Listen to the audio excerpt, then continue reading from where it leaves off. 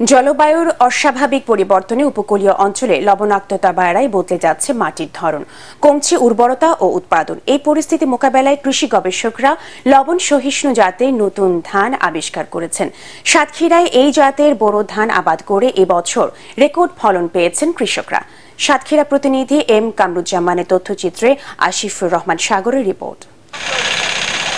উপকূলীয় জেলা সাতক্ষীরায় লবণাক্ত পানি ও উপকূলীয় আবহাওয়ার প্রভাবে পাতা পোড়া সহ নানা রোগে আক্রান্ত হয় ধান গাছ, নষ্ট হয় ফলন।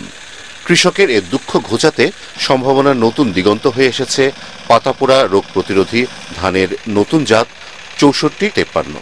দীর্ঘদিন ধরে এই অঞ্চলে লবণাক্ত অঞ্চলে এই ধান লাগাচ্ছি, বিভিন্ন জাতের ধান লাগাই, কিন্তু সঠিক কোনো নিশ্চয়তা পাই না। ফলন হয় না, ঠিক মতন হয় না, কাঙ্ক্ষিত লক্ষ্য পৌঁছাতে পারি না। এই ধানটা তো অনেক লম্বা হয়, মাঝারি বেশি, খুব বেশি না, বুক সমান এরকম কাছাকাছি হয়।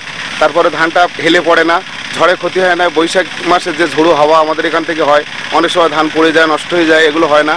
দেবহাটা উপজেলায় নতুন জাতের এ ধান চাষে সাফল্য পেয়েছেন চাষিরা। ৩৩% জমিতে ফলন পাওয়া গেছে ৩৩ মণ, যা এর আগে অন্য জাতগুলো থেকে পাওয়া যায়নি। অন্য বছর ছাড়া এ ধান খুব সুন্দর হয়েছে, আর বাড়ির লোকজনেরা দেখে জিজ্ঞাসা করতেছে যে বীজ কোথাতে নিয়েছে, তার কাছ থেকে নিয়েছে। আমরা এই ধানটা আগামী মৌসুমে এই ধানটাই করব। এই ধানের গাঁথনি ভালো, এই ধানের শীষ কম, হলো চিরা কম, ধান হয় খুব ভালো। রোগ প্রতিরোধী এবং উচ্চ ফলনশীল হওয়ার পাশাপাশি কম সময়ে ঘরে তোলা যাচ্ছে এসব জাতের ধান। নতুন জাতের এই ধান চাষে তাই কৃষকের আগ্রহ বাড়ছে বলে জানান কৃষি গবেষক ও কর্মকর্তারা। সেখানে কিন্তু সব ধরনের জাতের চাষাবাদ কিন্তু করা সম্ভব হয় না।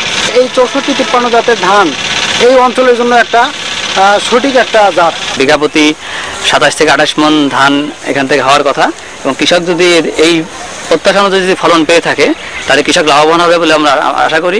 আবহাওয়ার বিরূপ প্রভাব কাটিয়ে সাতক্ষীরার উপকূলীয় এলাকার কৃষকদের মধ্যে নতুন এই ধান আশার আলো জাগিয়েছে। Bureau report, ATN Bangla.